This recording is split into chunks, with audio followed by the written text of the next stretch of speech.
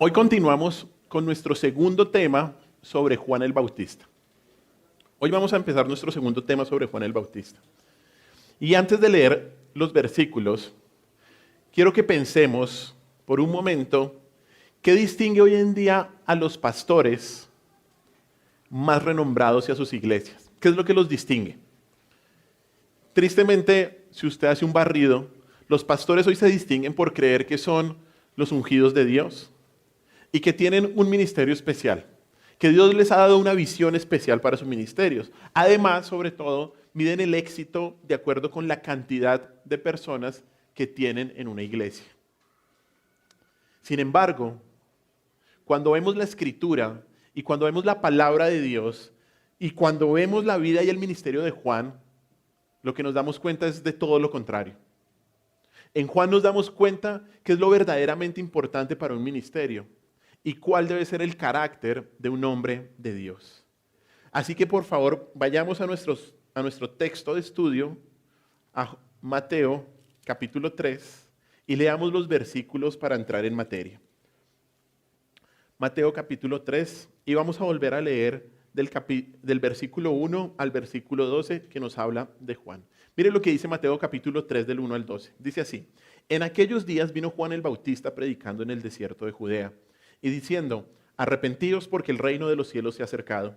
Pues este es aquel de quien habló el profeta Isaías cuando dijo: voz del que clama en el desierto, preparad el camino del Señor, enderezad sus sendas. Y Juan estaba vestido de pelo de camello y tenía un cinto de cuero alrededor de sus lomos, y su comida era langostas y miel silvestre, y salía a él Jerusalén y toda Judea y toda la provincia de alrededor del Jordán, y eran bautizados por él en el Jordán confesando sus pecados. Al ver el que muchos de los fariseos y de los saduceos venían a su bautismo, les decía: generación de víboras, ¿quién os enseñó a huir de la ira venidera? Haced pues frutos dignos de arrepentimiento. Y no penséis decir dentro de vosotros mismos: Abraham tenemos por padre, porque yo os digo que Dios puede levantar hijos a Abraham aún de estas piedras. Y ya también el hacha está puesta a la raíz de los árboles, por tanto todo árbol que no da buen fruto es cortado y echado en el fuego. Yo a la verdad os bautizo en agua para arrepentimiento, pero el que viene tras de mí, cuyo calzado yo no soy digno de llevar, es más poderoso que yo. Él os bautizará en Espíritu Santo y fuego.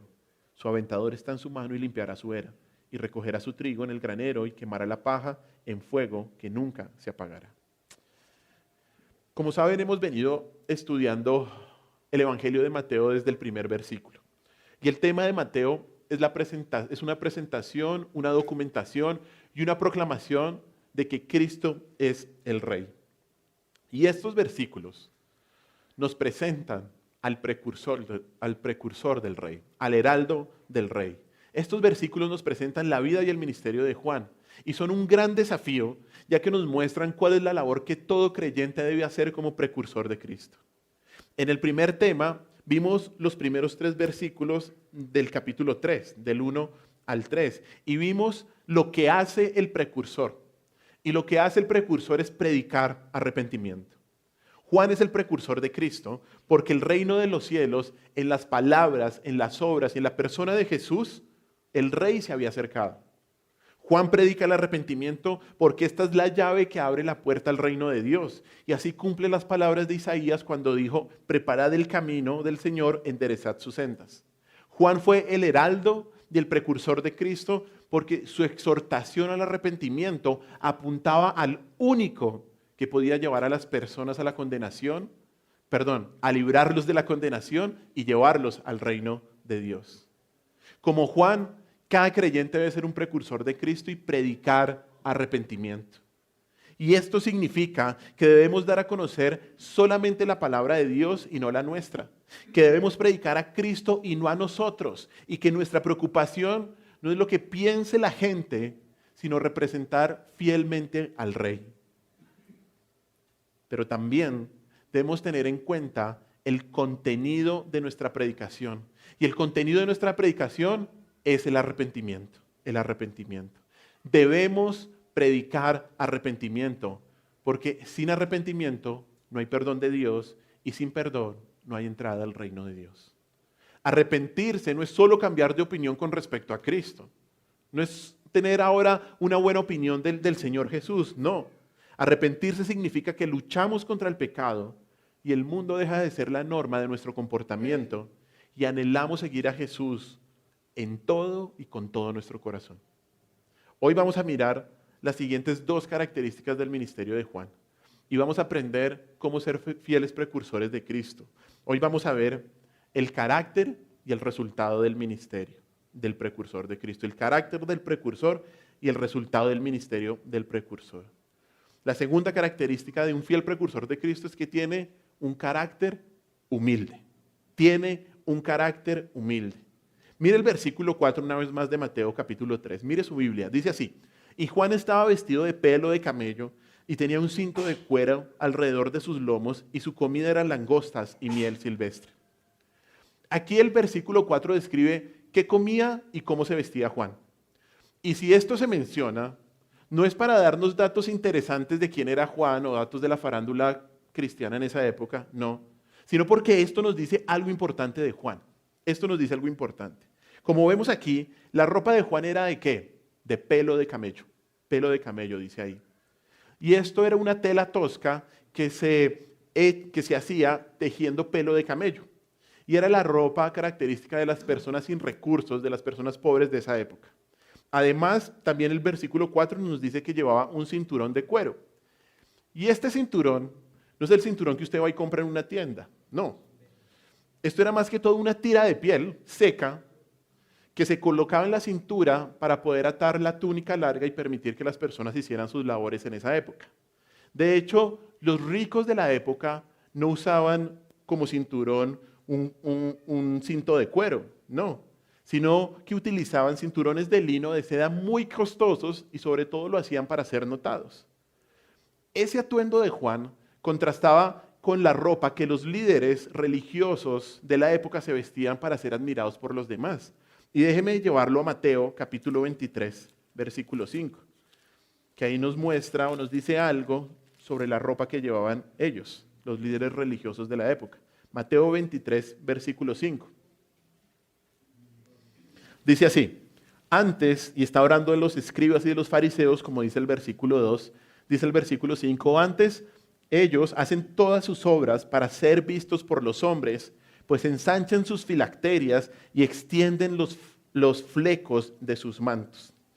Esto era una manera, de hecho hoy en día se puede ver en Israel las filacterias, que son como esos hilitos que caen de la ropa, y lo que se pensaba en la época es que entre más largos y entre más vistosos eran más piadosos estas personas, más cerca a Dios. Y obviamente esta era la manera, o Juan contrastaba con la ropa de su época. Algunos dicen que la vestimenta de Juan era porque él quería recordar el ministerio de Elías, quien se vestía de la misma manera. Usted va a 2 de Reyes capítulo 1 versículo 8 y ahí nos muestra que Elías también se vestía de la misma manera, con piel de camello. Otros también dicen que ese era como el atuendo, o el uniforme de los profetas del Antiguo Testamento. Pero más que una similitud con la ropa de Elías o con algún otro profeta del Antiguo Testamento, la impresión que el vestido nos da es que no había nada elaborado o no había nada atractivo en la forma de vestir de Juan. Juan debía hacer su trabajo predicando con eficacia, pero no con esplendor en la vestimenta. Y su atuendo lo que estaba haciendo es recordarle a la gente que dejara de preocuparse por las cosas terrenales y le pusiera mucha más atención a las cosas celestiales. Personalmente, creo que esta manera de vestir de Juan fue una lección que él tuvo y no fue algo que le tocó vivir por no tener recursos. Recordemos que el padre de Juan era Zacarías y Zacarías era sacerdote. Y esto sí, seguramente le permitió tener ciertos recursos y aunque no debió ser rico, tampoco fue pobre. Por lo tanto, el tipo de ropa que llevaba Juan mostraba que había decidido tener un estilo de vida humilde. Un estilo de vida humilde con el propósito de llevar a las personas a poner más atención en las realidades del reino de Dios y no en su propia persona. Ese era el objetivo de Juan con esta vestimenta. Y esto es una clara muestra de una persona humilde. ¿Por qué? Porque no pone el reflector en sí mismo, sino que lo quiere poner ¿en quién? En Cristo. En Cristo. De hecho, esta humildad se ve reafirmada en la dieta que llevaba. Mire lo que dice el versículo 4. Dice, ¿y su comida era qué? Langostas y miel silvestre. Obviamente las langostas no son las del mar.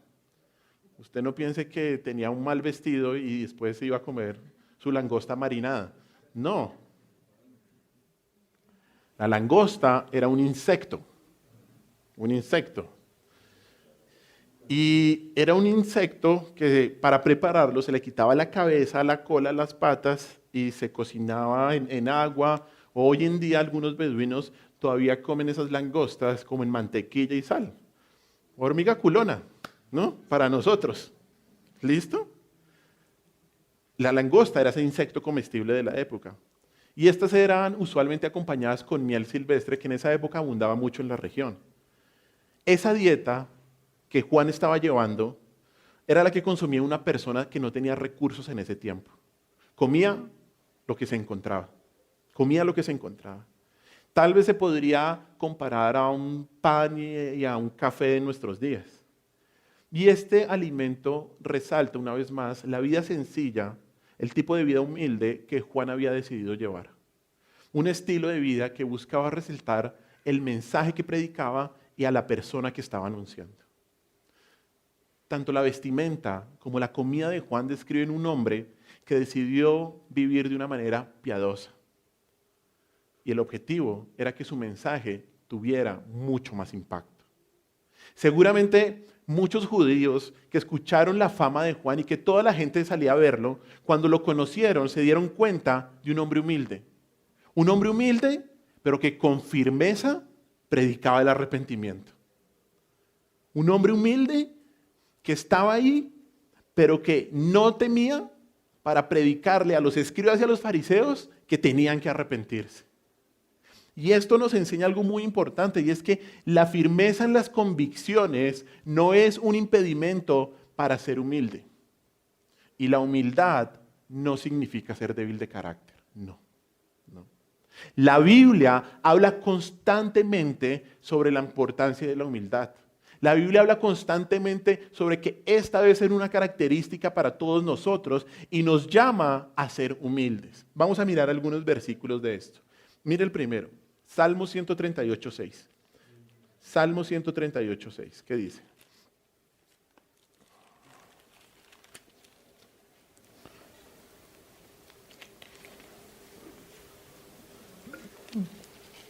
Dice así el Salmo 138:6. Porque Jehová es excelso y atiende al humilde, mas al altivo mira ¿de qué? Pero de lejos, de bien lejos. El Señor a quien atiende, al humilde. Ahora váyase al Nuevo Testamento y busque Filipenses capítulo 2, versículo 3. Filipenses capítulo 2, versículo 3. Miren lo que dice. Filipenses 2, capítulo 2, versículo 3. Miren lo que dice la palabra. Nada hagáis por contienda o por vanagloria, antes bien con humildad, estimando cada uno a los demás como superiores a él mismo. Nada puede hacer usted, ni por contienda, ni por orgullo, ni porque usted sea resaltado, sino ¿cómo? Con humildad. Con humildad. Así. Y después vamos a leer estos versículos más adelante, la humildad de Cristo. Un último versículo, ahí al ladito de Filipenses, Colosenses. Colosenses capítulo 3, versículo 12. Mire Colosenses capítulo 3, versículo 12. Dice así. Vestidos pues como escogidos de Dios, santos y amados, de entrañable misericordia, de benignidad, de humildad, de mansedumbre, de paciencia. ¿Cómo se puede usted, o cómo se debe usted vestir? De humildad. ¿Se viste usted de humildad? Y como que ahí vamos, ¿no? Pero este es el llamado a vestirnos como de humildad. Si somos creyentes, debemos vestirnos de humildad. ¿Qué significa la palabra humildad en la Biblia? La palabra humildad significa literalmente pensar bajo de sí mismo, pensar bajo de sí mismo. Y en la época del Nuevo Testamento, esta palabra no era una virtud, sino que era utilizada para burlarse de las personas y burlarse específicamente de los esclavos. En la Biblia, la palabra implica estimarse a uno mismo como pequeño, reconocer la insuficiencia personal, pero al mismo tiempo reconocer la suficiencia de Dios.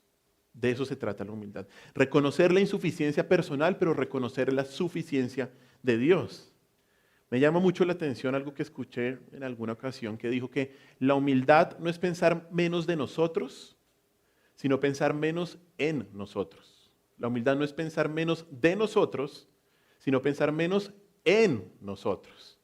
¿Listo? Obviamente es importante pensar menos de nosotros cuando nos comparamos a Dios y a Cristo. Pero a veces pasa, a veces sucede que confundimos la humildad con la falta de algo. No sé si a usted le ha pasado. Pensamos que ser humilde es ser pasivo y no activo. Pensamos que ser humilde es no tener recursos. Pensamos que ser humilde es estar indeciso sobre algo y entonces no tomamos una decisión porque pensamos que somos humildes. Pero todo esto es la falta de algo, ¿no? Todo esto es tener un faltante. Pero muchas veces lo que esto demuestra realmente es una falsa humildad y un gran orgullo que no quiere aceptar la realidad y la ayuda para mejorar cualquier tipo de situación. Además, en ocasiones las personas muestran este tipo de faltantes o cualquier otro en cualquier otra área porque quieren poner el foco en sí mismos y esto no es humildad. ¿No le ha pasado? ¿No ha visto personas así? O usted mismo, que usted tiene algún faltante, alguna situación y usted lo que busca es victimizarse. Eso no es humildad. Eso es buscar que la gente, ¿qué? Lo vea a usted. Y eso no es humildad. Y si vemos a Juan el Bautista, su estilo de vida no era para que la gente lo exaltara a él y para que las personas se deslumbraran diciendo, uy, ese Juan el Bautista le tocó duro comiendo ahí pura langosta y miel todo el tiempo. No, Juan nunca quiso eso y no quería eso. Juan era humilde y hacía todo lo posible según las costumbres de la época porque quería que la gente solamente se enfocara ¿en quién? En Cristo. Él era el precursor. Él estaba preparando el camino. Él era humilde. Por tanto, la humildad cristiana, y escúcheme bien, no comienza reconociendo lo que no se tiene, sino reconociendo quién se es delante de Dios. Así comienza la humildad cristiana. No reconociendo qué es lo que no se tiene, sino reconociendo quiénes somos delante de Dios. Y mire este versículo en la Biblia. Lucas capítulo 18, del 10 al 14. Lucas capítulo 18, del 10 al 14.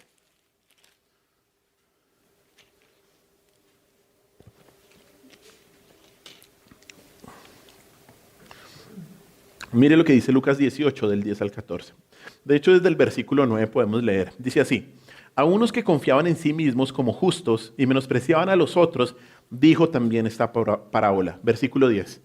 Dos hombres subieron al templo a orar. Uno era fariseo y el otro publicano.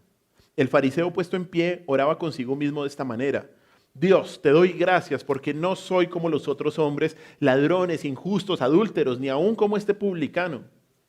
Ayuno 2 veces a la semana, doy diezmos de todo lo que gano. Mas el publicano, estando lejos, no quería ni aun alzar los ojos al cielo, sino que se golpeaba el pecho diciendo: Dios, sé propicio a mí, pecador. 14. Os digo que éste descendió a su casa justificado antes que el otro, porque cualquiera que se enaltece será humillado, y el que se humilla será enaltecido. La humildad comienza reconociendo quiénes somos delante de Dios, hermanos. En esta historia, ser humilde es ser consciente del propio pecado, es ser consciente de la propia indignidad y entregarse por completo a la misericordia y a la bondad inmerecida de Dios, que es todopoderoso. Eso es ser humilde. Las personas humildes son conscientes de su situación desesperada, y dependen por completo de la misericordia y de la bondad de Dios. Paul Washer, pues vi una imagen que decía que esto había dicho a él. Él dice: no hay grandes hombres de Dios, solo hay hombres pobres, débiles y pecadores que tienen un Dios grande y misericordioso. No hay hombres grandes de Dios, de verdad. Y la persona que dice que este es un varón de Dios. No. Tenemos un Dios grande, fuerte y misericordioso. Porque todos no somos nada delante de Dios. Así es. Algo más que la humildad es que la humildad es estar despreocupado por el poder, por el prestigio o por la posición.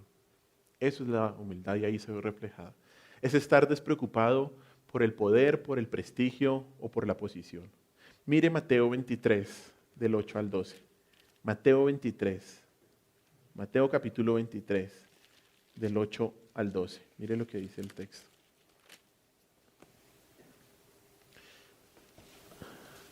Dice así Mateo 23, capítulo 23, versículo 8. Dice, pero vosotros no queráis que os llamen rabí, porque uno es vuestro maestro, el Cristo, y todos vosotros sois hermanos. Y no llaméis Padre vuestro a nadie en la tierra, porque uno es vuestro Padre, el que está en los cielos. Ni seáis llamados maestros, porque uno es vuestro Maestro, el Cristo. 11. El que es el mayor de vosotros será vuestro siervo. Porque el que se enaltece será humillado, una vez más, y el que se humilla será enaltecido. Hermanos, la humildad es estar despreocupado por el poder, el prestigio o la posición. Y aquí Jesús está contrastando lo que usualmente él hacía, que es contrastar a los escribas y a los fariseos con la expectativa que tenía para sus discípulos. La realidad de los escribas y los fariseos era que tenían una conducta orgullosa, egoísta, que siempre querían los primeros lugares. Pero Jesús está diciendo aquí que las personas humildes, que sus discípulos no son como los fariseos, que luchan por el poder, por el prestigio y por la posición. Quien es humilde toma el asiento más bajo y se contenta con funcionar como un siervo.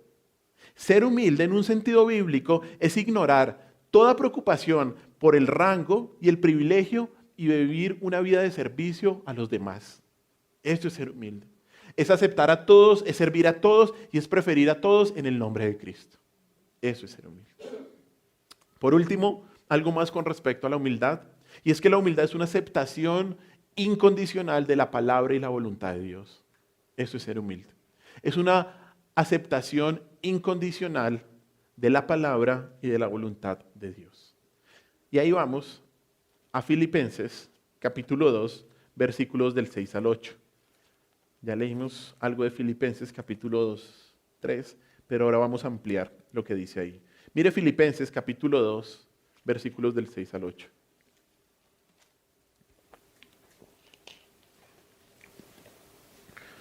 Y ahí nos está hablando de seguir el ejemplo de Cristo.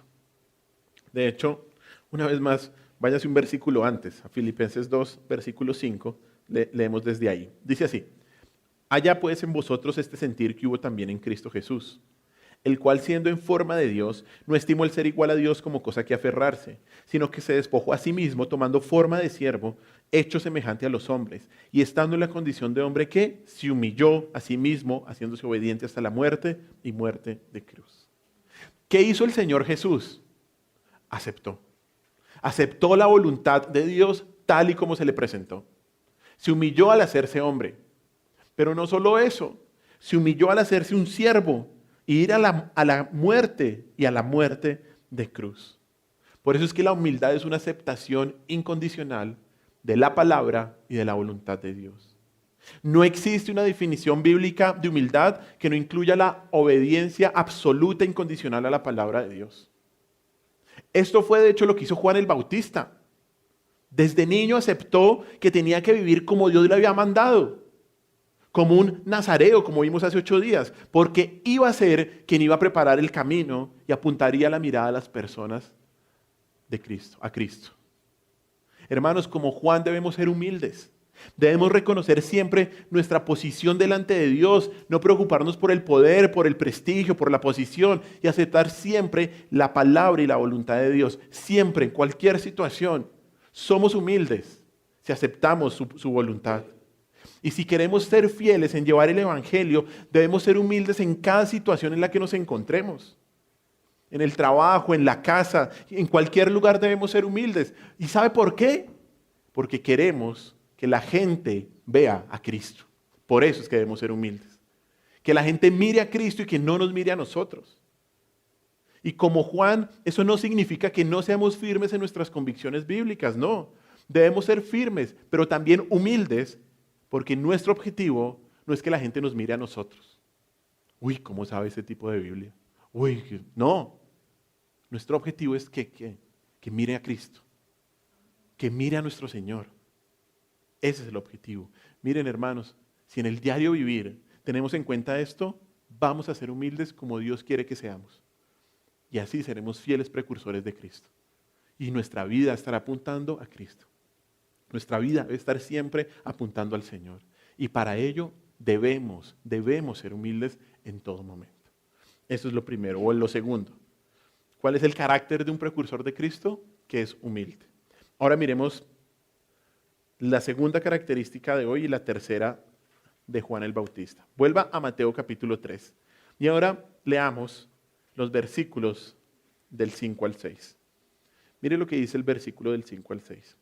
Dice así: y salía a él Jerusalén y toda Judea y toda la provincia de alrededor del Jordán, y eran bautizados por él en el Jordán, confesando sus pecados. El resultado del ministerio del precursor de Cristo es la confesión de pecados. Es la confesión de pecados. Estos versículos nos indican el impacto del ministerio de Juan. Su labor produjo una conmoción general y muchos querían escucharlo. Cuando el versículo dice ahí, el versículo 5, dice que salía a Jerusalén y toda Judea y todas las provincias alrededor, significa que había demasiada gente. No que esos lugares se quedaran vacíos. La palabra toda es como cuando nosotros lo utilizamos hoy en día que dicen, no, todo el mundo vino. Obviamente no vino todo el mundo. Pero esa es la manera, vino un montón de gente. Así que, aunque Juan estaba en el desierto, él tenía una gran audiencia, y no le faltó personas que escucharan su mensaje. Luego el versículo 6 menciona por qué Juan era llamado el Bautista, y era porque las personas eran bautizadas por él en el Jordán.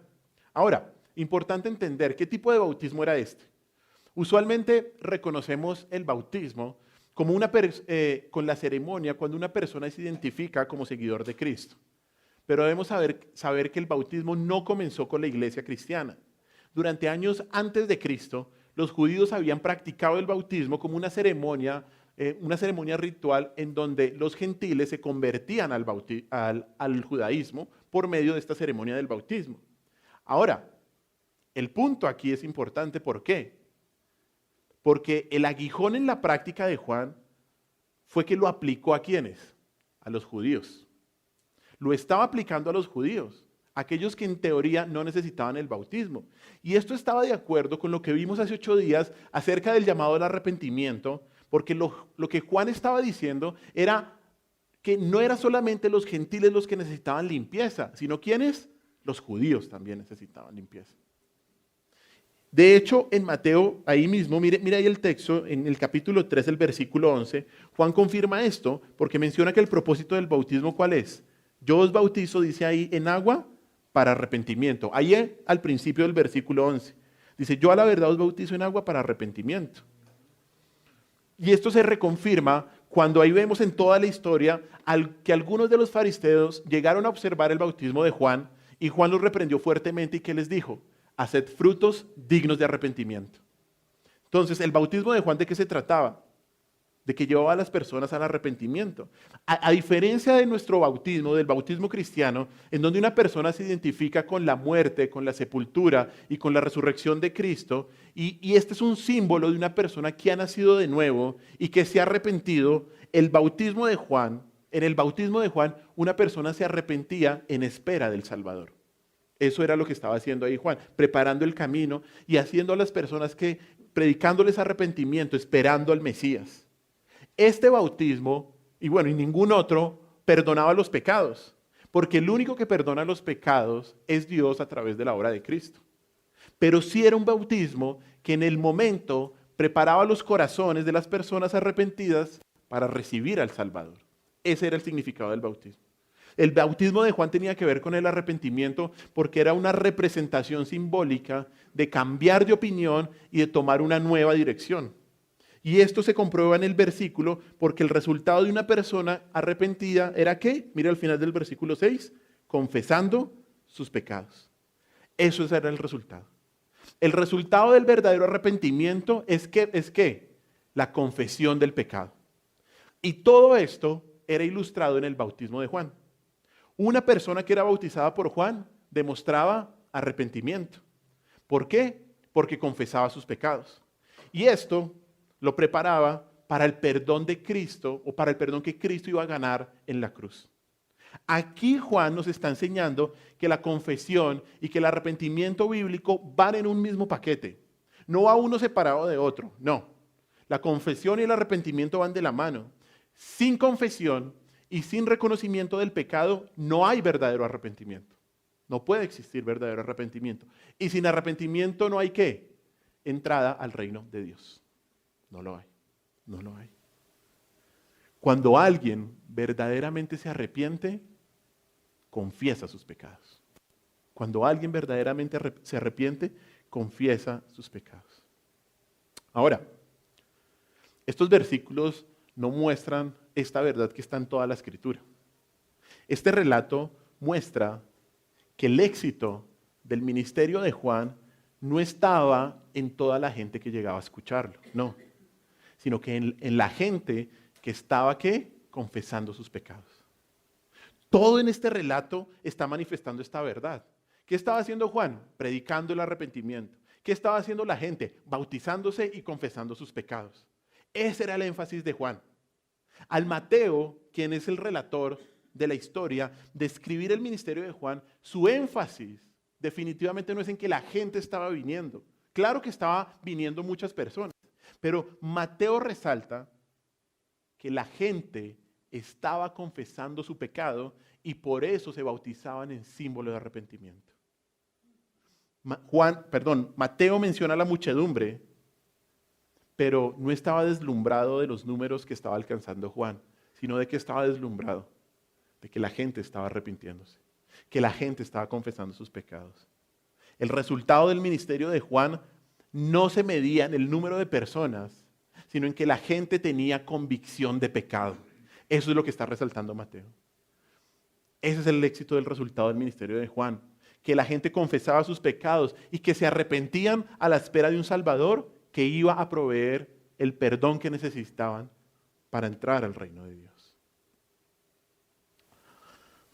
Hermanos, de nada vale, de nada sirve tener un ministerio lleno de gente si las personas no están confesando su pecado ni se están arrepintiendo. De nada sirve. De nada sirve invitar gente a la iglesia si quienes llegan no se arrepienten. De nada sirve tener la iglesia llena si la gente está viviendo en pecado. De nada sirve.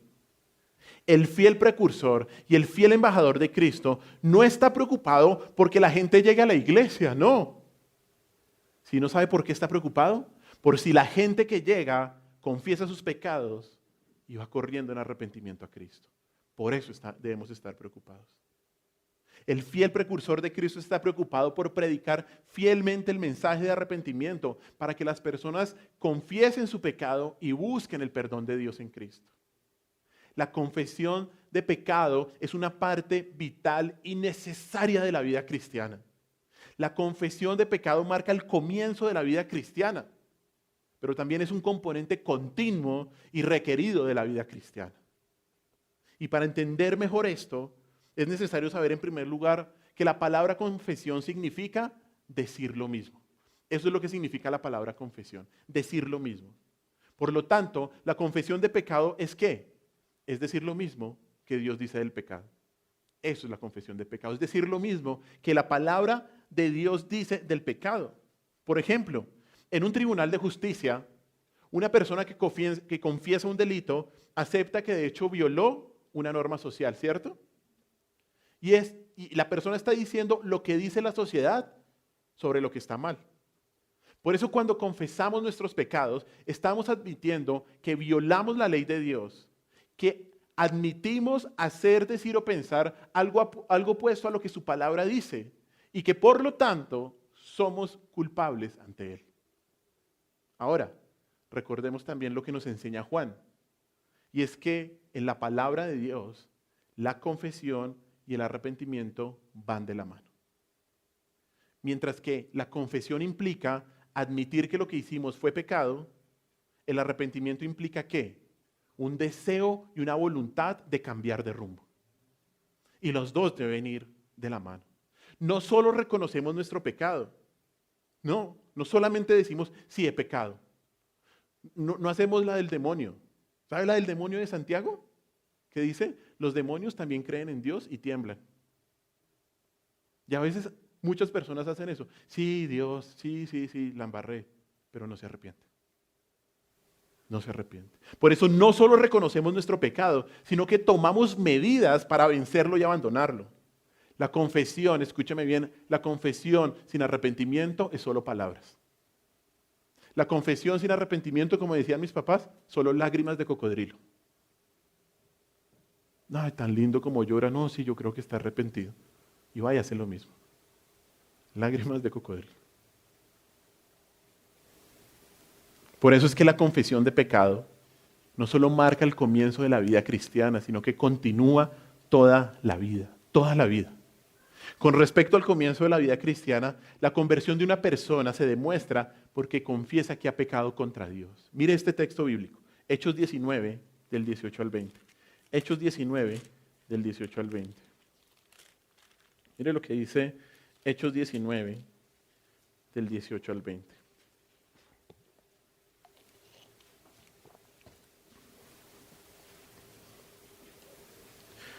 Dice así. Y muchos de los que habían creído venían confesando y dando cuenta de sus hechos.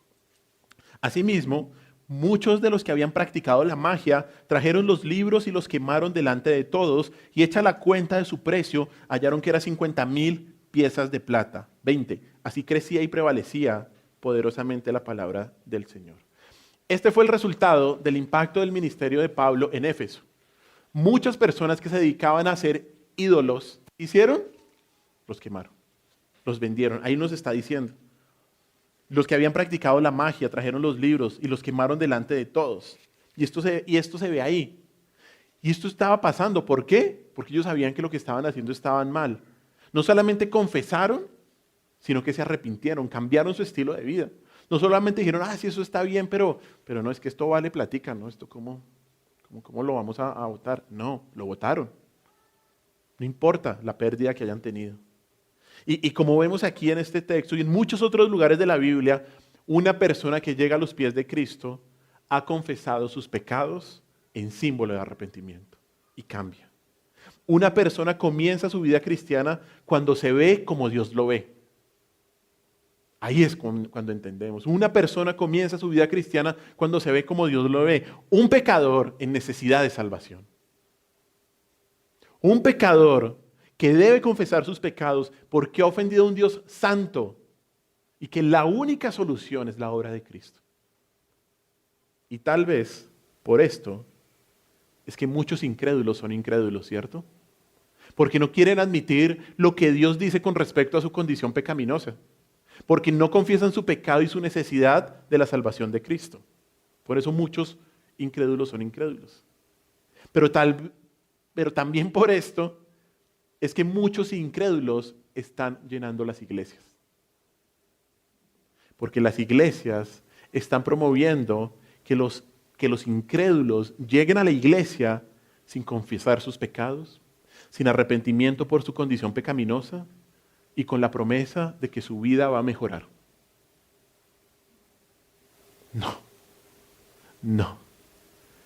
Si una persona no dice lo mismo que Dios con respecto a su pecado, no está confesando sus pecados, no muestra arrepentimiento y como consecuencia no entra al reino de Dios. No entra al reino de Dios. Por lo tanto, tu objetivo, nuestro objetivo, si queremos ser fieles precursores de Cristo, es predicar arrepentimiento para que las personas se confronten con su condición pecaminosa, confiesen su pecado y busquen a Cristo como su único Salvador. Este es el verdadero resultado del ministerio del creyente como precursor de Cristo. El resultado, y escúcheme bien por favor, no es que los incrédulos lo busquen para que ore por usted. No. El resultado no es que los incrédulos lo busquen para que usted les dé un consejo y ellos sigan siendo incrédulos. Usted tiene que aprovechar todas esas oportunidades. ¿Para qué? Predique el arrepentimiento, predique que la gente se tiene que reconciliar con Dios a través de Cristo. De hecho, el éxito en su labor como precursor de Cristo no se mide si los incrédulos que nos rodean llegan a la iglesia, sino que independientemente de que lleguen, predicamos el arrepentimiento que lleva a la confesión de pecados. Hermanos, que la gente llegue a la iglesia es una consecuencia de que su corazón ha sido transformado. No es nuestro objetivo principal, no. Dios es el que añade la gente a la iglesia. ¿Por qué se preocupa usted por añadir gente si no está predicando el arrepentimiento? Y por eso es que muchas iglesias están desenfocadas, porque su objetivo es llenar los salones. Ese no es el objetivo bíblico. El objetivo es glorificar a Dios, el objetivo es hacer lo que hacía Juan, predicar arrepentimiento para que la gente confiese sus pecados. De nada nos sirve tener esta iglesia si vivimos vidas en pecados o llena de incrédulos. De nada nos sirve. No estamos haciendo lo que a Dios quiere, no estamos glorificando a Dios. Por eso es tan importante esto. Entender que al comienzo de la vida cristiana necesitamos confesar nuestros pecados para reconciliarnos con Dios. Falta otro punto. La confesión no solo es vital al principio de la vida cristiana. La Biblia nos dice que debemos vivir una vida de confesión. Nos dice eso. Y esto, déjeme decírselo, no porque haya alguna posibilidad de perder la salvación. No, nunca. Si bien es cierto que aquellos que han sido justificados por gracia a través de la fe nunca podrán ser más justificados, esto no significa que seamos incapaces de hacer cosas que desagradan a Dios. Esto nos debe importar, hermanos. No solo por las consecuencias que tiene el pecado, sino porque nuestro pecado sigue ofendiendo a Dios, incluso después de haber sido redimidos. Por eso es que la confesión del pecado es muy importante para un creyente. De hecho, déjeme decirle, la confesión de pecado es un indicador que una persona es creyente. El verdadero creyente se da cuenta de su pecado y lo confiesa. Eso es lo que hace el verdadero creyente. Y debido a que estamos en una lucha con el pecado en esta tierra, lo increíble es que Dios ha hecho provisión para su perdón en Cristo si confesamos nuestro pecado. Y ahí es cuando entramos al versículo tan conocido de Primera de Juan, capítulo 1, versículo 9, pero vamos a leer desde el versículo 5. Mire Primera de Juan, capítulo 1, del 5 al 9. Primera de Juan, capítulo 1, del 5 al 9.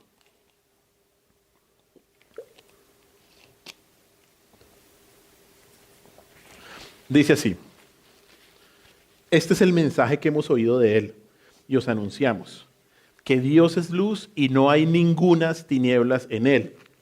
Si decimos que tenemos comunión con Él y andamos en tinieblas, mentimos y no practicamos la verdad. Pero si andamos en luz, como Él está en luz, tenemos comunión unos con otros y la sangre de Jesucristo, su Hijo, nos limpia de todo pecado. Si decimos que no tenemos pecado, nos engañamos a nosotros mismos y la verdad no está en nosotros. Si confesamos nuestros pecados, Él es fiel y justo para perdonar nuestros pecados y limpiarnos de toda maldad. ¿Qué nos está enseñando esta sección? Que un creyente se identifica no porque nunca peca, sino porque confiesa su pecado.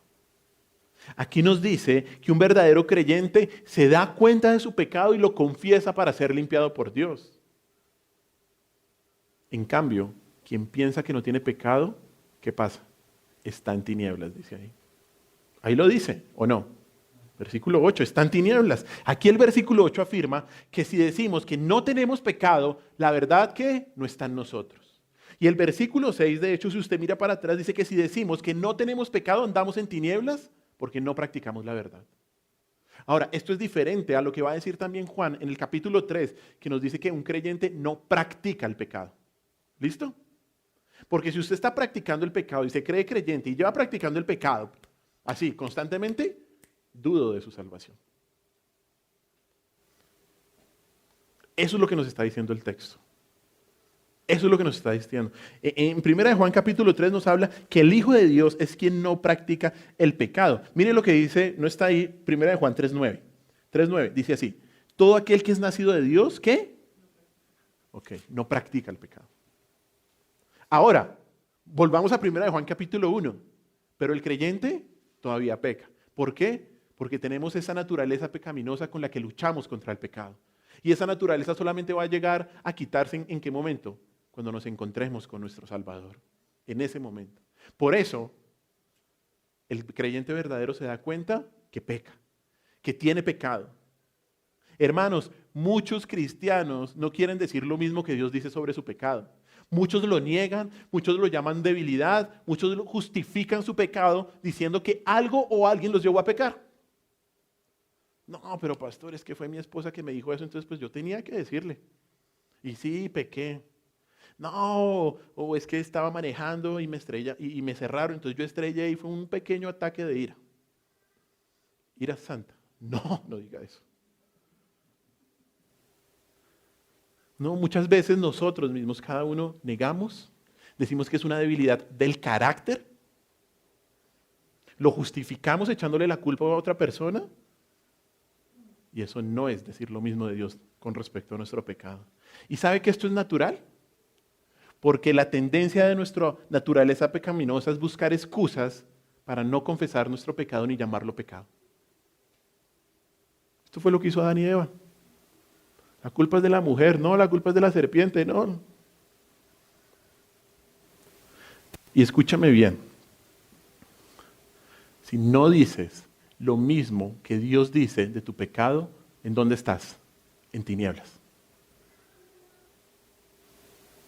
Si la palabra dice que es pecado, es pecado. No te excuses. No te excuses. Y lo mejor que puedes hacer es que confiésalo. Confiésalo, porque si lo sigues negando estás en tinieblas.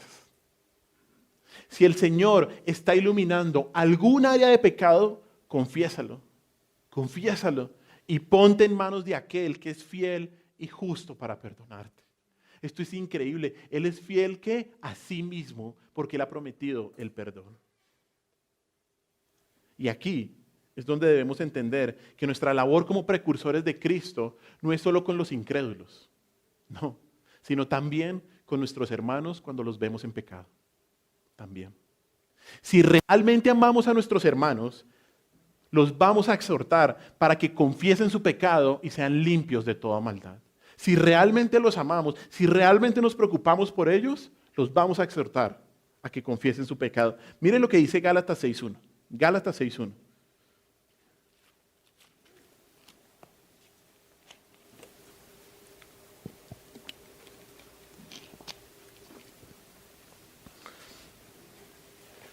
Dice así Gálatas 6:1.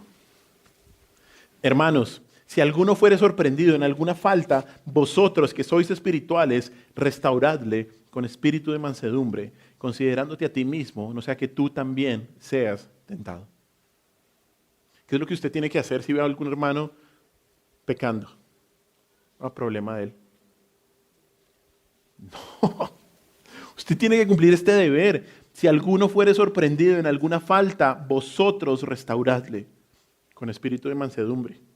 No sea que usted también sea tentado por lo mismo. Un hombre en la Biblia que duró bastante tiempo escondiendo un pecado. Bastante tiempo escondiendo un pecado. Hasta que llegó alguien y lo exhortó. Mire lo que dice 2 de Samuel 12, del 7 al 9.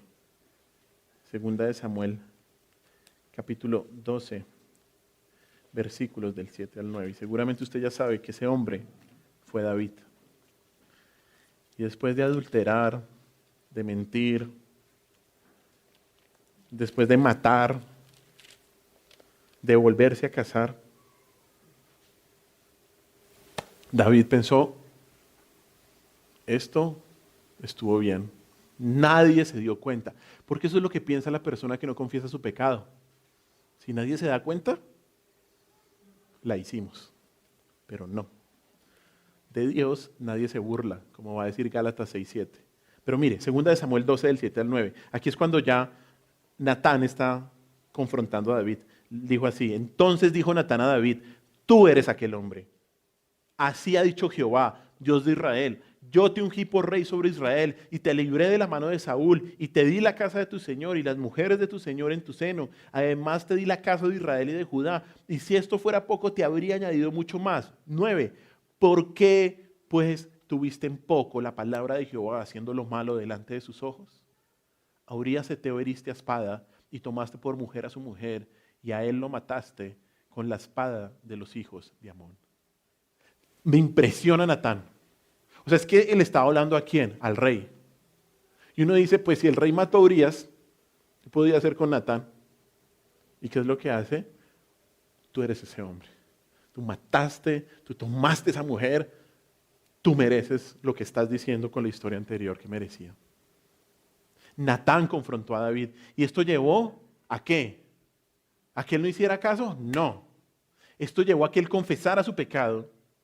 Y de hecho, su confesión quedó registrada en la Escritura de una manera maravillosa por el Espíritu Santo para enseñarnos la importancia de la confesión y el perdón de Dios. Vaya al Salmo 32, que ahí está la confesión de David.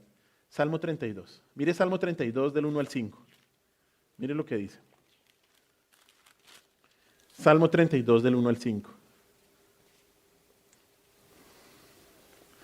Dice así Salmo 32, versículo 1. Bienaventurado aquel cuya transgresión ha sido perdonada y cubierto su pecado. Bienaventurado el hombre a quien Jehová no culpa de iniquidad y en cuyo espíritu no hay engaño. ¿Y cómo llegó David a esa conclusión? Mire el versículo 3. Mientras callé, se envejecieron mis huesos en mi gemir todo el día, porque de día y de noche se agravó sobre mí tu mano, se volvió mi verdor en sequedades de verano. Mi pecado te declaré y no encubrí mi iniquidad. Dije, confesaré mis transgresiones a Jehová y tú perdonaste la maldad de mi pecado. Qué increíble es el Señor, hermanos. Qué increíble es el Señor.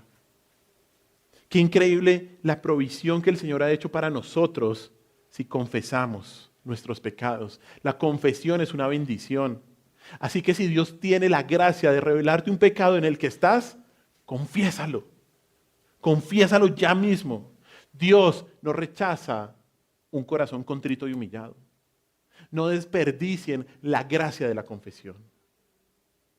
Hermanos, el resultado de un ministerio fiel a Dios es que las personas que confiesan su pecado. El número de personas no importa. Importa que quienes están realmente hayan confesado su pecado para salvación y estén continuamente examinando su vida para ser limpiados por medio de la confesión. Dios nunca evaluará el éxito de una iglesia por la cantidad de personas que tiene, sino por si las personas que están han confesado su pecado para salvación y si están continuamente limpiando sus vidas por medio de confesar su pecado. Pecado con el que todavía luchan. Si usted es un fiel precursor de Cristo, le dirá a los incrédulos la importancia de la confesión de pecados como muestra de arrepentimiento para salvación. Y si usted es un fiel precursor de Cristo, le dirá a sus hermanos cristianos, cuando estén en pecado, la importancia de confesarlos para ser limpios. Este es el resultado del ministerio del precursor de Cristo. No se mide por los números, se mide por la fidelidad en predicar el arrepentimiento que lleva a la confesión de pecado. Hoy hemos visto dos características más. El carácter del precursor, que es ser humilde.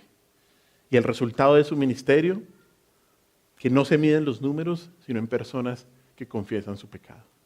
Este fue Juan el Bautista. Un hombre del que el Señor dijo, no ha habido mayor hombre que este. Sigamos ese ejemplo, que es lo que nos dice la palabra de Dios. Sigamos ese ejemplo que nos muestra también, sobre todo, a Cristo. Que nuestra vida apunte a Cristo, como lo hizo Juan el Bautista. Que nuestra vida muestre a Cristo. porque Él es el único que salva, el único que perdona, el único que fue a la cruz a morir por nuestros pecados. Oremos. Señor, te damos gracias por este día. Señor, gracias por tu amor, por tu misericordia, por tu bondad. Señor, como siempre llegamos al final de la exposición de tu palabra, nos damos cuenta que debemos examinarnos, que debemos pedirte perdón. Y Señor, perdónanos porque muchas veces nuestro objetivo en la vida, nuestras conductas diarias, es para nosotros resaltar, para nosotros ser los primeros. Y se nos ha olvidado, Señor, que un seguidor tuyo, que un hijo tuyo, que alguien que quiere proclamar tu mensaje es la humildad. Ayúdanos, Señor, a entender eso. Ayúdanos a entender que nuestro estilo de vida humilde no es para que la gente ponga el foco en nosotros, sino para mostrarte a ti, Cristo, como lo hizo Juan el Bautista. Gracias, Señor, por eso. Y también, Señor, ayúdanos a entender que el éxito de esta iglesia, el éxito de nosotros como embajadores tuyos, Señor, no se mide en cuántas personas traigamos a la iglesia o esta iglesia se llene, sino en que realmente aquí hayan personas que hayan nacido de nuevo, arrepentidas, confesando sus pecados, Señor. Que nosotros seamos fieles en proclamar esto, Señor. Que nunca negociemos tus principios. Que seamos humildes siempre, sí. Pero, Señor, que seamos firmes como lo fue Juan, Señor. Para predicar el arrepentimiento. Que lo que más nos interese de los incrédulos, Señor, cuando vengan a nosotros y cuando nos abras una puerta para hablar, sea, Señor, que ellos se reconcilien contigo. Y para ello, Señor, deben confesar su condición. Y si vemos a algún hermano, Señor, danos la fortaleza, como Natán lo tuvo, Señor, de exhortarla. Es lo mejor que podemos hacer, Señor, si amamos realmente. Te damos gracias, Señor, te alabamos y te bendecimos. A ti sea toda la gloria, Señor, que nosotros, que esta vida, que en nuestra vida, que esta iglesia, Señor, solamente apunte a ti. Porque tú eres todo. Porque tú eres suficiente para nosotros. Te alabamos y te bendecimos, Señor, y en tu nombre hemos orado. Amén.